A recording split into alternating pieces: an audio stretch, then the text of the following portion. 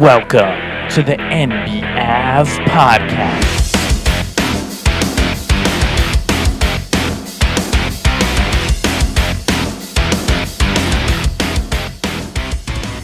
Welcome back to NBAV and the NBA Avenue podcast. On a night last night was March 5th, 2024.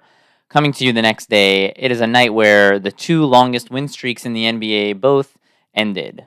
You had the Celtics going in a game against Cleveland Cavaliers where they were up by 22 points in the fourth quarter, and their 11-game win streak is done. They blew the entire lead, ended up losing the game all the way at the end in the final seconds with a putback dunk by Dean Wade, which we will get into a little bit more later on. And the Nuggets, the other team who was on the collision course to face Boston in the NBA Finals, they had won 6 in a row, heating up at just the right time, getting a lot of really good play from Michael Porter Jr. in addition to what they typically get from Nikola Jokic and from Jamal Murray. They lose, snapping their 6-game win streak, and suddenly the entire NBA resets. And what is the current longest win streak in the league right now? It is the Milwaukee Bucks. Now you go from the Celtics winning 11 straight, and the Nuggets winning 6 straight, and now the longest win streak in the league looks to be the Milwaukee Bucks with 6. The Orlando Magic have won 4 straight, and that has vaulted them to 4th in the standings. So they won 4 in a row, and now they're in 4th in the Eastern Conference. Incredible feat for the Orlando Magic. And nobody in the Western Conference has anything more than a 2-game winning streak at present. That would just be the Pelicans, who won their last 2, and the Rockets, who won their last 2 as well. But the longest win streaks currently, the Bucks at 6 and the Magic at 4. Longest losing streak, that would be the Washington Wizards. They've lost the last 15 in a row. So sounds like that's something pretty hard to do. The Wizards, who would have thought that they could possibly sink as low as the Detroit Pistons, who set the record for most consecutive losses in a season? And the Wizards have done it. The Pistons got hot a little bit, and they won a couple of games, and now the Pistons are back to their old ways. They're 1-9 in their last 10, but that's nothing compared to what the Wizards have done, losing 15 straight games. So the Wizards and the Pistons are both 9-52. They are exactly tied for the worst record in the entire association right now at 9-52. Incredible disaster from the Washington Wizards and from the Detroit Pistons, but specifically in this case from the Wizards, losing 15 straight ball games. Anyway, 2 longest win streaks in the NBA snapped. Where should we start in terms of recapping all that happened in the NBA last night? Let's start it with Miami Heat. Miami Heat beat the Pistons last night pretty easily, 118-110. The ball game came down to the end of the game. Jimmy Butler said, "Yes, this thing is over. This is history." He called game. He had a very bizarre play where he got the ball on the left side of the court, ran it straight to the right wing where he wanted to shoot from, just ran it there and shot it and hit the 3 at the end, kind of putting this thing on ice. Miami Heat getting a good victory. They are in the headlines right now because they made a trade. They got that, not a trade. The trade deadline is long gone, but a buyout signing. So they are now bringing Patty Mills into the team. So what the Heat effectively did is they had Kyle Lowry, who is completely washed up, and they traded him with a few other minor nothingness pieces, and they got Terry Rozier from Charlotte. So they turned the washed-up Lowry into Rozier, and then they brought back a slightly less washed-up version of Patty Mills. Had you even replaced Kyle Lowry with Patty Mills, that would have probably been an upgrade at this point. But not only did they not do that, they brought in Rozier, and now they still have Mills on the bench. So good work by the Miami Heat, setting themselves up for the playoffs, and they look to be back to their usual selves. They are now in the 6th seed. They're still tied with Philadelphia, who's right below them in the 7. So that's a 6-7 tie. But the Heat are poised to keep rising, and the Sixers are poised to keep falling. They're now in a play-in scenario, the Philadelphia 76ers. So that Embiid injury has really totally destroyed them. There's no way around it. They, without their best guy, they are toast in most ball games. They've actually done a good job of winning a few games here and there to not drop as quickly as they possibly could have. So this hasn't been a fall like lead, just sinking rapidly through water, but it's been more of a leaf dangling in the wind. It's been falling slowly, dropping, while they try to prevent it. They can only pause it, but it is inevitable. The leaf keeps falling down. And that's been the fall of the 76ers, and the Heat have been a gradual climb. In other action, you had the Orlando Magic beating the Charlotte Hornets. This is the Magic's 4th win in a row, and you got to capitalize when you're facing the bottom of the league, and the Magic have definitely done that this year in what is a phenomenal year for Orlando. So Orlando now overtakes the Miami Heat, they overtake the New York Knicks, and they move into the 4th seed. They're still tied with the Knicks, who are in 5th, but the Knicks, with their injuries, it seems like the Magic are really poised to somehow go from they were just a play-in team a couple of nights ago. They were an 8-seeded play-in team, and now they've moved up 4 slots. So it just shows you the power of how important these games are here at this point, with only about 20 games, maybe 20 games and change to go in the season. The Magic are 36-26. So that means they've played 62 games. There's exactly 20 ball games left to go, and with 20 games left, they're sitting in the 4th seed. Still tons of time for that to shift. They're tied with the 5th seed Knicks. They're only a half a game ahead of the 6th and 7th seed Heat and Sixers, and they're only a game and a half ahead of the 8th seed Pacers. So still an extremely close battle with 20 games to go, but Orlando continuing to beat the teams that are at the bottom of the league, which is super important, and that leads us into the next team that's doing that. That's the New Orleans Pelicans. They've shown better than maybe anyone in the league except for the Timberwolves that they are consistently going to beat the bottom of the league teams. In this case, they destroyed the Raptors. That thing was never a game. They beat the Raptors by 41, 139-98. So absolutely incredible decimation behind something close to 40 points from Trey Murphy. So a great night for New Orleans on the road in Toronto, getting the job done swimmingly well. Then you have the Atlanta Hawks, who you think are totally done. They should be completely toast with Trae Young seemingly out for the year. But they're going against the New York Knicks, and the Knicks have been destroyed, absolutely ravaged by injury, missing 4 starters again in another game. And the injury of Brunson, particularly the worst one for the New York Knicks. So the Knicks go down big very early on. And you think, hey, this is over, but no, any Knicks fan knows that the Knicks have this workman-like mentality. The Knicks clock in at 9, and they don't leave until 5. So the Knicks are going to be there the entire night. They clawed all the way back. This was a close game at one point in the 4th quarter, and the Hawks able to then pull away again. But it's not for a lack of effort by the Knicks. It's just for a lack of talent, for a lack of, just being on the wrong side of the 3-point shooting last night. The Hawks, they got the victory. They deserve it, but the Knicks did fight back as best as they could. They're continuing to do that. They're going to do that every night, no matter how many points they go down by. But nonetheless, the Knicks just don't have the talent. Specifically without Brunson, the Knicks are what, like 4-13 in their last 17 games, something like that. They're 3-7 in their last 10. So the Knicks are continuing to move down. They're still mercifully in the 5 seed. They can continue to battle. If they get some of their guys back, they should be okay, and hopefully not moving past the lower than the 6th seed, and hopefully staying in the firm playoff race and not dropping into a territory where they're going to have to play-in games. If the Cavaliers can manage to stay as the 3 and the Knicks end up dropping to the 6, that would be pretty interesting, where you have last season the Knicks and the Cavaliers played as the 4-5 matchup, and this season they would play as the 3-6 matchup, so it would be virtually the same exact things, and the Knicks would feel very good about themselves entering that series where they seemingly have Cleveland's number and they seemingly have Donovan Mitchell's number as well. In terms of the other action that we had, you had the 76ers going against the Brooklyn Nets. This game was in Brooklyn. And there aren't many games as a Sixers fan at this point that you can be happy going into, thinking, hey, we have a real shot to win this one without our star Joel Embiid. But last night was one of the games where you really would think the Sixers should win the ball game. And unfortunately for them, they lose to the Brooklyn Nets in a game where Dennis Smith Jr. comes up with a steal in transition, and he does a 360 dunk, only up by 1 point.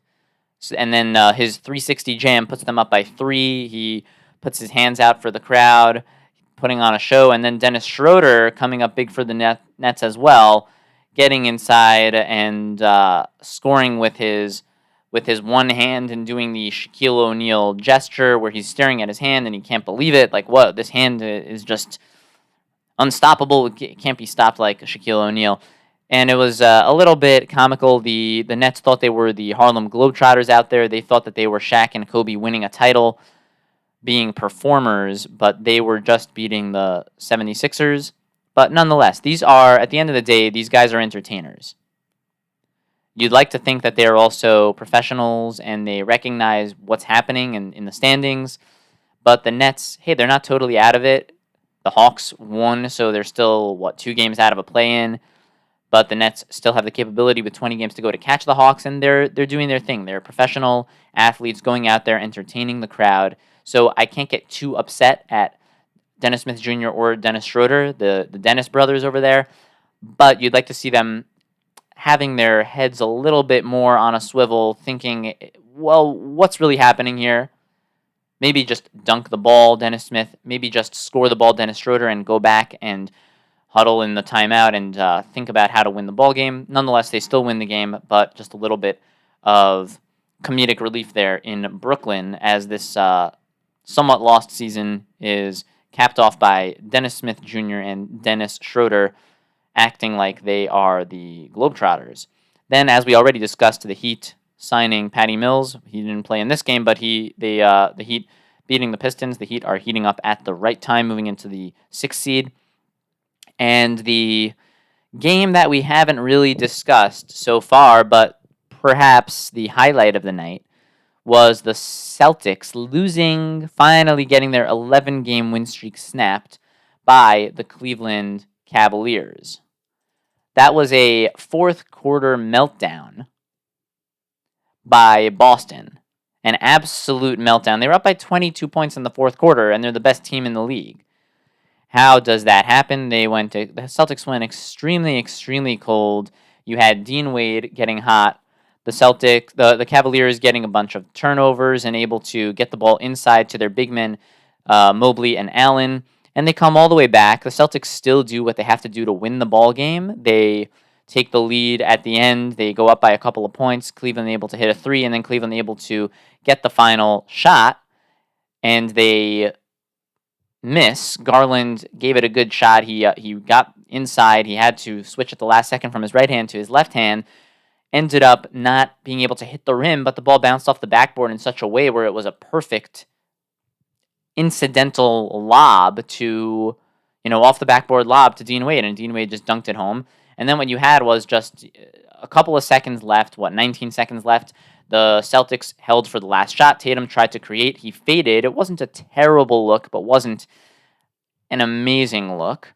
And Tatum, with 0.7 seconds left, he misses the shot and gets called for a foul. So Tatum should be going to the line to shoot 2 and win the ball game. But the referees reviewed the play, and they deemed that Tatum only had a little bit of contact on the play, and that was the contact on his foot, which was being kicked out by Tatum. So Tatum kicked his leg out. That made contact with the offensive player, thus, with no other contact there, deemed not a foul, and Tatum does not get to go to the line. Instead, you have a jump ball scenario at center court. Now, what's hilarious about this is you have the Celtics and the Cavaliers lining up for this jump ball, and there's only 0.7 left.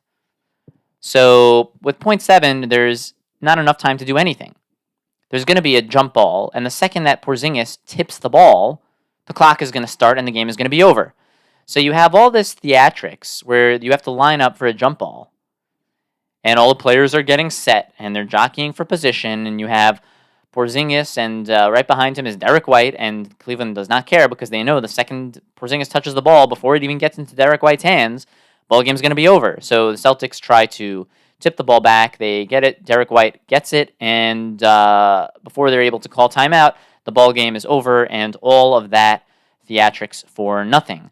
The only way the Celtics could have actually won the game there, the only way it was possible to score with 0.7 left on the clock, is if from center court, Porzingis would have had to somehow jump ball tip the ball the entire half court and score it off the tip. That would be literally the only way that they could have scored with enough time left on the there was 0.7.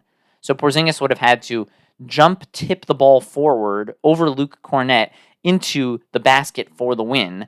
And right after tipping it, time would expire, but with the ball already being in the air and it goes in, then that would be the only way you could score. And I don't believe that's ever been done in the history of the game, nor will it ever be done, where someone will tip the ball, the center will win the jump ball, sending the ball directly into the bottom of the net without touching another player first. So really comical ending. You do like seeing that the league didn't give this game to the Celtics. There were other games. I believe there was a game this season where the referees really screwed the Detroit Pistons while the Pistons were trying to get out of their longest win streak in NBA longest losing streak in NBA history, and the referees were really on the side of the Celtics, bailing the Celtics out. And it's good to see that the referees didn't mind that the Cleveland Cavaliers were ahead in this ball game, and they weren't trying to skew this to the Celtics. It's okay. The Celtics have won more than enough games. Let the truth be told. And if there was no contact and there wasn't really a foul against with the shot with Jason Tatum rising up near the buzzer, then that's okay. The Celtics don't need help winning ball games. They are absolutely fine. They didn't need this one, and they will be okay. Cleveland Cavaliers getting the much-needed victory. It's hard to know if this will snap the Cavaliers out of it or if this was just timely basketball where they got some, more than timely, maybe lucky baskets from Dean Wade and from Niang going down the stretch to come all the way back and win this game. It's just kind of one of those once in a blue moon games where you have the best team in the league, the game is in the bag firmly in the fourth quarter, and they somehow blow it up 22 points. Now they lose the ball game going down to the end. But at the very least, it gives the rest of the league the thought that, hey, the Celtics are not invincible. Yeah, they won 11 in a row, but they were able to get trounced in the fourth quarter by the Cavaliers. Cavaliers coming back from down 22 and beating them. And now the rest of the league can look at the Celtics and say, hey, they're human. We have a shot to beat them. So let's not count ourselves out. So it's a little bit of a glimmer of hope for the rest of the league. There was one point of the New York Knicks against the Atlanta Hawks game that I wanted to mention also, which was that Alec Burks was shooting as if he was Kobe Bryant in his retirement game. The final game for Kobe where he scored like 60 points, and Burks was just getting the ball and sprinting to the three-point line and jacking up threes with reckless abandon. It was really something crazy to watch. It looks like Alec Burks. I would have gladly traded Alec Burks for Trey Burks last night if I was a Knicks fan. And Alec Burks just trying to audition to end up back on Detroit next season. That was the way he was playing last night. Knicks fans are just bewildered. It's very hard to understand how Alec Burks was given the green light like that, and it was really destroying the New York Knicks. Whereas at least Bogdanovich takes a lot of more open threes, a lot of corner threes, and he hits more of them. Whereas Alec Burks is he's just out of control. He has to be reined in. It's like nothing I've seen before. The reckless abandon in which this guy is jacking up three-pointers when he doesn't deserve to be able to do that. He hasn't earned the right to do that on this Knicks team since the trade with Detroit. So that was another crazy point from the Knicks versus Hawks. But getting back on track, you had the Rockets beating the San Antonio Spurs 114-101 on the back of a tremendous game by Alperen Şengün. So for all those, again, who want to talk about Wembanyama winning the Defensive Player of the Year award this year, yeah, you just gave up like 45 points, the game of the career for Alperen Şengün. You've given up 70 points to Embiid. I don't think this is the year for a Victor Wembanyama Defensive Player of the Year award. Maybe you can give him Rookie of the Year if you're so inclined. But let's all relax on the Defensive Player of the Year, and let's wait till he actually deserves it, and which he will in the very near future, within the next few seasons. Wemby will win the Defensive Player of the Year. We just don't have to give it to him before he's actually deserving of it, and I think that is okay. Then you have the Pacers, who continue to have the Orlando Magic's number.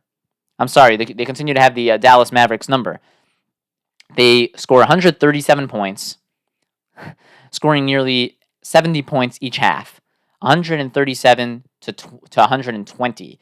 Pacers beating the Mavericks. Luka upset on the bench. He is somewhat of a sore loser, which I like. It's good to see that he cares about winning and losing, even though he got the statistics that he needed, right? He had a massive triple-double in the game, but he's upset he wants to get the victory. So I like to see that from Luka Doncic, but the Mavericks have got to get this sorted out against the Pacers. They also lost to the Pacers when they won 7 games in a row. The Pacers were the ones who snapped that win streak.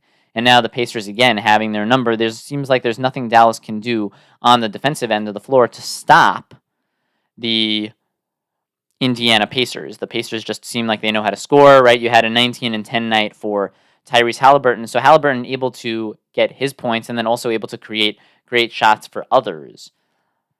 And in Dallas's case, what do you have? You have P.J. Washington playing 37 minutes. You have 26 minutes from Josh Green, 15 from Lively. Luka playing a massive, gargantuan 43 minutes, 36 from Irving, 21 from Gafford, 16 from Exum, 15 from Kleba. So you have all the right guys getting the right minutes. They didn't overplay Kleba in the game, and still not enough for the Mavericks to really make that one even close.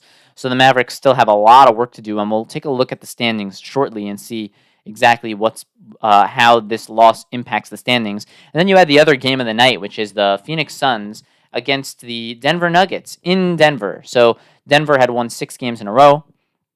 They're welcoming in Phoenix, who haven't been playing very well. They just lost a game to the Rockets in their previous one. And the Nuggets welcome them in with all of the confidence on their side. And this wasn't really a night where Kevin Durant had a good game. He was shooting pedestrian numbers in regulation, and this wasn't a game where Bradley Beal was shooting well. He started off like 0 for 6 from 3, and finally he hit a 3 in the fourth quarter to go 1 for 7. So you have the Phoenix Suns not playing great, but on the back of Grayson Allen, who went 8 for 8 in the first half, a perfect 8 for 8. The Suns went out to a big lead. The Nuggets clawed all the way back, of course, and when it comes down to the wire, the Nuggets take the lead, but Kevin Durant finally able to hit a 3. Bradley Beal finally able to hit a 3, and they're able to send this game into overtime. And what happened here is really the worst case scenario for a Denver Nuggets fan, where you have all of the fans coming to your home arena to see you beat the Phoenix Suns. You guys go down big, and everyone's like, man, like, did we come here on the wrong night? And then what happens? The Nuggets claw all the way back, as they're very apt and prone to do.